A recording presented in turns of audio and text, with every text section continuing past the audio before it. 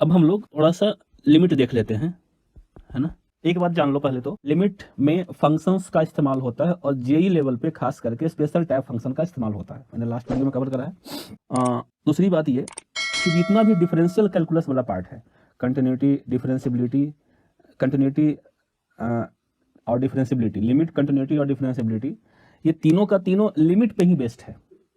मतलब अगर आपको लिमिट आता है तो कंटिन्यूटी और डिफरेंशियबिलिटी दो चैप्टर ऐसा है जो कि थोड़ा सा में जल्दी से हो जाएगा, है ना। पहले हमें देखते हैं कि लिमिट हमें क्यों पढ़ना पड़ा, एक्चुअली है क्या चीज़ ये लिमिट, नाम से लग रहा है कि लिमिट है ये। तो एक सवाल करते हैं, मान लीजिए आपके पास दिया हुआ है y is equal to x square minus 11x plus 24 divided by x minus 3। मैं आपको ये कहूँ कि find the value of y, find the value of y at x is equal to 3। Obvious सी बात है 3 इसके डोमेन में है ही नहीं, x इज इक्वल टू 3 पे डिनोमिनेटर 0 हो रहा है तो 3 इसके डोमेन में है ही नहीं। जब 3 इसके डोमेन में है ही नहीं तो x इज इक्वल टू 3 पे y कैसे निकलेगा, बिल्कुल क्यों नहीं डोमेन में है, x इज इक्वल टू 3 पे डिनोमिनेटर एग्जैक्ट 0 हो रहा है। अच्छा एक बात और आगे आते हैं, उससे पहले हम इसको थोड़ा सा ओपन करने की कोशिश करते हैं। y is equal to x square minus 1124 को हमने तोड़ा x minus 3 into x minus 8। ध्यान दीजिएगा मैं क्या बोलना चाह रहा हूं यहाँ पे हमें पता है कि ये x इज इक्वल टू 3 इसके डोमेन में है नहीं। जब x इज इक्वल टू 3 इसके डोमेन में नहीं है तो x माइनस 3 एग्जैक्ट 0 नहीं होगा, और जब एग्जैक्ट 0 नहीं होगा तब हम इसको काट सकते हैं। यानी कि यह बन गया y is equal to x minus 8 जब x 3 नहीं है। बेटा यहां पर यह बताने का मकसद सिर्फ ये था कि कुछ लोग ये समझते हैं कि sir y is equal to x minus 8 और y is equal to x square minus 11x plus 24 upon x minus 3 ये दोनों सेम फंक्शन है क्या? क्या this and this are equivalent? No, ये दोनों फंक्शन एक नहीं है। क्यों नहीं है? y is equal to x minus 8 का डोमेन 3 है, वहां पर x इज इक्वल टू 3 पे y माइनस 5 आएगा, लेकिन y is equal to x is equal y is equal to sorry x is equal to 3 पे y की वैल्यू यहां से कुछ नहीं आनी है। हाँ, ये वाला y is equal to x minus 8 के इक्वल तब होगा जब हम ये कंडीशन लगाएंगे कि x not is equal to 3 है। दोनों में अंतर है ना। y is equal to x square minus 11 plus 24 upon x minus 3 will be equivalent to y is equal to x minus 8 with the condition x should not be equal to 3। क्यों मैं ऐसा करूं भाई? ऐसा मैं इसलिए कर रहा हूं कि जब मैं प्लॉट करेंगे हम ग्राफ, तो हम ग्राफ का चलिए प्लॉट करते हैं पहले y is equal to x minus 8 का। जब हम x इज इक्वल टू 0 देंगे, y is equal to minus 8, suppose that यहां मान लो x is equal to y is equal to 0 पे x इज इक्वल टू 8 यहां मान लो, ये आपका ग्राफ हुआ y is equal to x minus 8 का। ये graph y is equal to x minus 8 का है, लेकिन जो मेरा फंक्शन नंबर 1 था, जो हमारा असली फंक्शन था, वो कन्वर्ट होकर यहां पे आया। ये कन्वर्ट होकर y equal to x minus 8 में आया है, लेकिन उसमें x इक्वल टू 3 नहीं है, यानी x इक्वल टू 3 पे y equal to minus 5 answer लेता है। तो ये वाला पार्ट 3 कॉमा माइनस 5, ध्यान देना 3 कॉमा माइनस 5 वाला पॉइंट हमारे ग्राफ में आएगा ही नहीं। मेरे ख्याल से बात समझ में आ गई।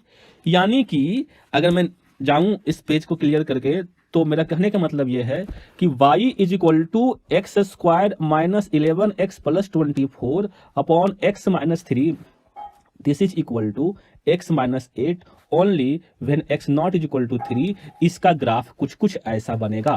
ये जो मैं हॉलो दे रहा हूं, ये हॉलो किस बात के लिए है कि x is equal to 5, x is equal to 3 पे y is equal to minus 5 नहीं होना चाहिए। सॉरी। अब मैं आता हूं लिमिट वाले सवाल पे। थोड़ा सा लंबा हो जाएगा, लेकिन एक बार देख लेते हैं, समझ लेते हैं अच्छे से। लिमिट क्या है? जब मैं लिखता हूं ना, ऐसे लिखते हैं लिमिट, कुछ लोग ऐसे लिखते हैं LIM, मैं लिखता हूं लिमिट ऐसे करके, लिमिट x टेंडिंग 3। ये x टेंडिंग 3 है, ये x इज इक्वल टू 3 बिल्कुल नहीं है। जब हम 3 पे लिमिट की बात करते हैं तो इसे लिखते हैं x टेंडिंग 3, मतलब ये x 3 की ओर जाएगा।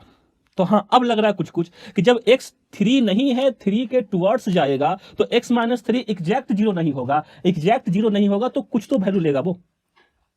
अब बात यही है कि जब x 3 की ओर जाता है तो कैसे, किधर से? दो सवाल यहां पे उठता है, लेफ्ट हैंड साइड से कि राइट हैंड साइड से। तो यहां पे दो तरह का लिमिट बन जाता है, लेफ्ट हैंड लिमिट और राइट हैंड लिमिट। जैसे ये मान लीजिए आपका x एक्सिस है, इसको मिटा रहा हूं मैं, अभी इसको मिटा रहा हूं मैं, और यहाँ पे आप लिख के चलना पड़ेगा आपको कि this is equal to when x not is equal to 3। हम x इज इक्वल टू 3 पे नहीं निकाल सकते हैं y की वैल्यू, क्योंकि 3 पे डिनोमिनेटर एग्जैक्ट 0 हो रहा है, लेकिन हम x इज इक्वल टू 3 के आगे और पीछे तो प्रेडिक्ट कर सकते हैं ना कितनी होगी वैल्यू। ठीक है, ये आपका, चलिए ये लीजिए, ये आपका x इज इक्वल टू 3 हो गया। तो ऐसे बड़ा करते हैं ग्राफ को, ये मान लीजिए आपका ग्राफ हो गया। y इज इक्वल टू जो हमारा फंक्शन है, मैं उसका ग्राफ अगर प्लॉट कर रहा हूं तो उसके लिए हमें यहां पे ये दिखाना होगा कि x इज इक्वल टू 3 पे ये जो y इज इक्वल टू -5 आना चाहिए था वो आपको नहीं आएगा, इसलिए मैं यहां लगा रहा हूं हॉलो स्फीयर। ये हॉलो स्फीयर सिर्फ और सिर्फ 3, -5 वाले पॉइंट के लिए है। हम x टेंडिंग 3 देख रहे हैं, तो x इज इक्वल टू 3 पे जाने के लिए हमारे पास अब दो रास्ते हैं, या तो मैं राइट हैंड साइड से जाऊं, यानी 3 पॉइंट समथिंग ले लूं। कितना? 3 पॉइंट समथिंग में कितना? एकदम जितना छोटा हो सके, 3.00000001 या 2.999999 एंड सो ऑन। अगर ये आपका x इक्वल टू 3 था, देखिएगा मैं क्या कर रहा हूं, मैं थोड़ा सा ये इधर से, इसे बोलते हैं राइट हैंड लिमिट, मैं 3 के जस्ट पास गया। जब मैं 3 के जस्ट आगे जाऊंगा 3.001, तो आप देख सकते हैं कि जो y की वैल्यू है, मैं थोड़ा सा जूम कर दिया हूं उसको, जो y की वैल्यू है वो -5 के पास गई है। तो इसलिए हम कहते हैं कि जो राइट हैंड लिमिट है इस फंक्शन की जो राइट हैंड लिमिट है x इक्वल टू 3 पे, राइट हैंड लिमिट जो है x इक्वल टू 3 पे वो -5 है। और जब 3 के थोड़ा सा पीछे आते हैं, तब भी वैल्यू -5 के आसपास ही है। तो अब ये कहते हैं कि जो लेफ्ट हैंड लिमिट है फंक्शन की वो भी आपका -5 ही है। And according to definition of limit, if left hand limit is equal to right hand limit is equal to a finite quantity, then we can say that limit exist. तो इस case में x equal to 3 पर जो limit है y की वो -5 है। अब हर बार तो इतना कुछ करेंगे नहीं अपन कि ग्राफ बनाएंगे, उसको लेफ्ट चेक करेंगे, राइट चेक करेंगे। तो इसके लिए क्या किया गया ना, 7 इनडिटरमिनेट फॉर्म जनरेट किए गए हैं। 7 इनडिटरमिनेट फॉर्म, अगर मैं बिल्कुल बोलूं देसी भाषा में, तो इनडिटरमिनेट फॉर्म का मतलब होता है वो वाला फॉर्म जहां पे हमें दिक्कत होती है। x इज इक्वल टू 3 डाल के निकालने में दिक्कत हमें क्यों हुआ? क्योंकि x इज इक्वल टू 3 पे फंक्शन डिफाइंड था ही नहीं, और x इज इक्वल टू 3 के आगे पीछे हम कितना डालेंगे ऐसे ही। तो होता क्या है, देखिएगा इधर, y is equal to x square -11x plus 24 upon x -3 था यहां पे। ठीक है, limit x tending 3 x square -11x plus 24 upon x -3, ये हमको निकालना है। जब पहला तो क्या करेंगे, हम 3 डाल के देखेंगे। जब 3 डाल के देखते हैं तो डालिएगा तो ऊपर भी 0 और नीचे भी 0। ये 7 में से एक फॉर्म है, 7 फॉर्म होता है। 0/0 आपको पता होगा I think, infinity upon infinity, 1 की पावर इन्फिनिटी,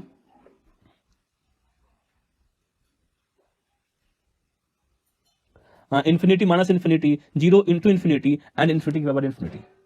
हम पहले देख लेते हैं इसको क्या है, 0/0। ये दिक्कत हुआ ये कि ऊपर भी 0 है नीचे भी 0 है, लेकिन x -3 अगर हम x टेंडिंग, ये जो आपका हम लिखे ना 0/0, ये दोनों 0 टेंडिंग टू 0 है और इक्वल भी नहीं है। क्यों? क्योंकि नीचे x -3 है, ऊपर कुछ और है, उसे हम काट भी नहीं सकते हैं।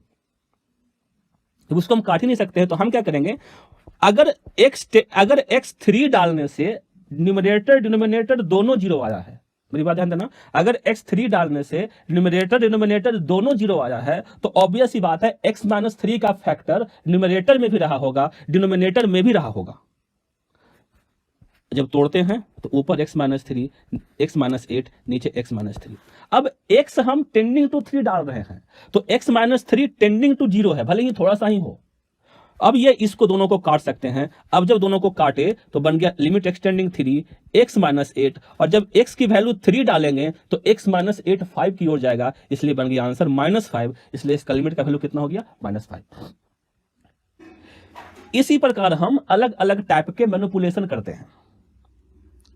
ठीक है, कायदा तो यही कहता है कि हमें लेफ्ट हैंड लिमिट और राइट हैंड लिमिट निकाल के चेक करना चाहिए, लेकिन अलजेब्रिक फंक्शंस में नॉर्मली वो दोनों सेम हो जाता है। मैं नॉर्मली बोल रहा हूं, तो अलजेब्रिक फंक्शंस में जब पोलिनोमियल फंक्शंस आते हैं तो नॉर्मली हम यही मैनिपुलेशन करते हैं। लेकिन तो सर कहां समझेंगे हम कि, तो हम कहां समझेंगे कि हमें लेफ्ट राइट दोनों चेक करना है कि नहीं करना है। ध्यान देना, जहां भी स्पेशल टाइप फंक्शन आ जाएगा, वहां हमें लेफ्ट और राइट लिमिट चेक करनी चाहिए। अभी हम मैनिपुलेशन बाद में देखते हैं, पहले हम कुछ सवाल ऐसे कर लेते हैं जो ग्राफ से बनेंगे और जिसमें स्पेशल टाइप फंक्शन इन्वॉल्व होते हैं, क्योंकि उसमें डायरेक्ट आप ये मैनिपुलेशन नहीं लगा सकते। ठीक है, नॉर्मली ये चीज वही लगाएंगे ना जहां पे पता है कि लेफ्ट राइट सेम होना ही होना है।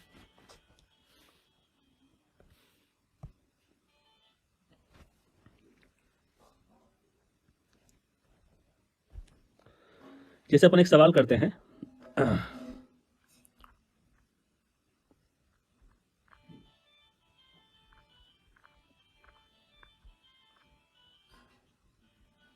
जैसे मान लो हमें निकालना हो लिमिट x टेंडिंग टू, ये डब्बा x माइनस 2 है। डब्बा मतलब क्या? Greatest integer function. हम सतर्क हो जाएंगे कि हमें स्पेशल टाइप फंक्शन मिल गया है। पहले हम निकालेंगे left hand limit. Left hand limit क्या होता है जी? x की वैल्यू 2 से थोड़ी सी कम। कितनी कम? बहुत थोड़ी सी। तो जब x की वैल्यू यहां पर 2 से थोड़ा सा कम जाएगा, मान लो 1.9 के आसपास गया, जब 1.9 के आसपास गया तो x अगर 1.9 है तो x माइनस 2 कितना हो जाएगा? माइनस 0.1 के आसपास। यानी अगर हम 2 पर लेफ्ट हैंड साइड से जाते हैं तो x minus 2 minus 0 point something बनता है। x माइनस 2 अगर माइनस 0 पॉइंट समथिंग बनता है तो माइनस 0 पॉइंट समथिंग का डब्बा कितना होता है? माइनस 1। तो लेफ्ट हैंड लिमिट कितना हो गया? माइनस 1। जब हम राइट हैंड लिमिट की बात करते हैं तो राइट हैंड लिमिट कितना? मतलब हमें x 2 की ओर जाना है, लेकिन आगे से मतलब क्या होता है? 2 पॉइंट समथिंग डालना है। यानी जब x की वैल्यू हम 2 पॉइंट समथिंग डालेंगे तो इट इज वेरी क्लियर कि x माइनस 2 0 पॉइंट समथिंग हो जाएगा। और 0 पॉइंट समथिंग का डब्बा कितना होता है? 0। यानी कि राइट हैंड लिमिट 0 हो जाएगा। तो हम क्या कहेंगे? Left hand limit not is equal to right hand limit, left hand limit not is equal to right hand limit, so limit does not exist. इस केस में लिमिट एग्जिस्ट कर ही नहीं रहा है। सिंपल सी बात है। इसलिए मैं बोल रहा हूं स्पेशल टाइप ऑफ फंक्शन जब भी आ जाएगा आपको लेफ्ट राइट चेक करना पड़ेगा। जो मैंने लास्ट सवाल किया पोलिनोमियल वाला, वो तो पता है कि पोलिनोमियल है तो फंक्शन कंटिन्यूअस ही होगा, जहां पे टूटेगा वहीं पे दिक्कत हो सकता है ना। इसलिए चलिए कुछ अच्छे सवाल अपन कर लेते हैं इसमें। जैसे अगला सवाल, limit x tending 1 x upon greatest integer function x। Simple सी बात है, हमें x टेंडिंग 1 पे x इक्वल टू 1 पे इसकी लिमिट निकालनी कही गई है। मैं पहले भी बोल चुका हूं स्पेशल टाइप फंक्शन जो आएंगे वो नोटेशन के फॉर्म में आएंगे, वो कैसे ओपन होता है वो आपको आना चाहिए, है ना जी। जब हम लेफ्ट हैंड लिमिट की बात करते हैं, x टेंडिंग 1 पे चाहे आगे से जाओ चाहे पीछे से जाओ, x तो आपका x ही रहेगा, वो अलजेब्रिक फंक्शन है। जब 1 पे थोड़ा पीछे से आएंगे, मतलब 0.9, 1 से छोटा वैल्यू मान लो है, तो 1 से छोटा अगर रहेगा तो डब्बा x कितना हो जाएगा? 0 होगा ना डब्बा x। जब x की वैल्यू अगर 1 से थोड़ी सी छोटी लेंगे, 0 पॉइंट लेंगे समथिंग, तो ये 0 की ओर टेंड करेगा। ये 0 की ओर टेंड करेगा ये वाला। अब अगर अगर हम यहां पर हम x टेंडिंग 1 डाल भी देते हैं तो नीचे वाली क्वांटिटी 0 पॉइंट समथिंग हो गई है, ऊपर वाला क्वांटिटी कुछ भी है तो ये इन्फिनिटी की ओर चला जाएगा, वही पॉजिटिव इन्फिनिटी। वही अगर हम राइट हैंड लिमिट की बात करने जाएं, इसके लिए जब हम बात करेंगे राइट हैंड लिमिट की, देखो x टेंडिंग 1 है तो ऊपर तो 1 ही डाल देंगे अपन, या x रख सकते हैं, कोई दिक्कत नहीं है। जब 1 पॉइंट समथिंग डालेंगे हम तो 1 पॉइंट समथिंग का डब्बा कितना हो जाएगा? 1, यानी 1 अपॉन 1 यानी 1, यानी कि यहां पर राइट हैंड लिमिट आपका 1 हो गया और लेफ्ट हैंड लिमिट कितना हो गया? इन्फिनिटी। यहां भी left hand limit not is equal to right hand limit, that's why limit does not exist, है ना। जेई में जितने भी सवाल आएंगे ना स्पेशल टाइप फंक्शन मिला के देता है, क्योंकि थोड़ा सा वहां से सवाल अच्छा बन जाता है। जो कन्वेंशनल तरीका है कि मैनिपुलेट करो, ऊपर नीचे फैक्टर क्रिएट करो, वो काटो, वहां पे उतना खास इस्तेमाल होता नहीं है, इसलिए वो देता है। चलिए हम लोग कुछ सवाल और कर लेते हैं। चलिए एक सवाल करते हैं, लिमिट एक्सटेंडिंग 1, एक second sorry, limit x tending 1 x into signum x minus 1।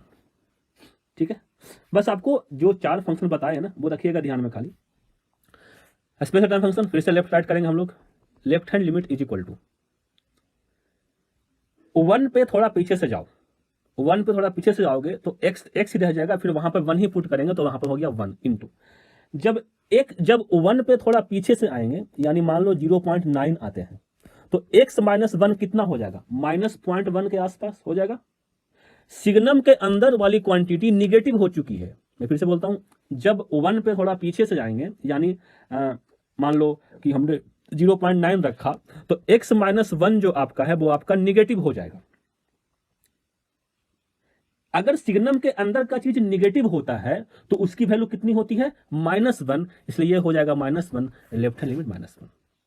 जब हम राइट हैंड लिमिट की बात करते हैं तो अगर हम 1 पे थोड़ा आगे से जाते हैं, यानी 1 पॉइंट समथिंग, तो ये आपका x आपका 1 ही रहेगा। 1 पे थोड़ा आगे से जाते हैं, मान लो 1.1, तो x माइनस 1 आपका 0.1 यानी पॉजिटिव बन जाएगा। मैंने कहा 1.1 ही डालना है, थोड़ा सा आगे मैं देख रहा हूं खाली। तो x माइनस 1 जो आपका है वो आपका पॉजिटिव हो जाएगा, और सिग्नम के अंदर का चीज अगर पॉजिटिव होता है तो वैल्यू कितनी होती है? वो 1, यानी 1 × 1 = 1। यहां भी left hand limit -1, right hand limit 1, दोनों इक्वल नहीं है, सो लिमिट डज नॉट एग्जिस्ट। ठीक है, चलिए कुछ सवाल ना ग्राफ से बन जाते हैं। जैसे अगर आपके पास मान लीजिए नॉन होमोजीनियस फंक्शंस दिया हुआ हो तो इसका ग्राफ प्लॉट कर सकते हैं। मैं डायरेक्टली आपको एक ग्राफ बना कर दिखाता हूं। मान लो आपके पास कुछ एक ऐसा ग्राफ दिया हुआ है, यहां पे क्लोज है, ठीक है। ये मान लो आपको ग्राफ दिया हुआ है। ये वाला पॉइंट मैं आपको कर देता हूं x = 1 पे y = 2। ये मान लीजिए 3 है, ये मान लीजिए 4 है, ठीक है। ऐसा कर देता हूं मान लो मैं। थोड़ा सा यहां पर देखना, मैं चाहता हूं इस फंक्शन का लिमिट निकालो x = 1 पे। At x = 1 left hand limit क्या होगा? लेफ्ट हैंड लिमिट मतलब क्या? x = 1 पर थोड़ा पीछे से जाओ, x = 1 पे थोड़ा पीछे जाइए, ये लीजिए थोड़ा सा पीछे गए हम लोग, यहां पे वहां पर देख लो y कितना है, किसके पास है y? 2 के पास है y, तो लेफ्ट हैंड लिमिट आपका 2 हो गया। अगर मैं पूछूं x = 1 पे एग्जैक्ट वैल्यू कितना है, तो 2 है, क्योंकि यहां पे क्लोज है। x = 1 पे राइट हैंड लिमिट कितनी होगी? तो 1 पे थोड़ा सा अगर हम आगे से जाते हैं तो ध्यान देना, x = 1 के बाद हमारा ग्राफ ये वाला है ना।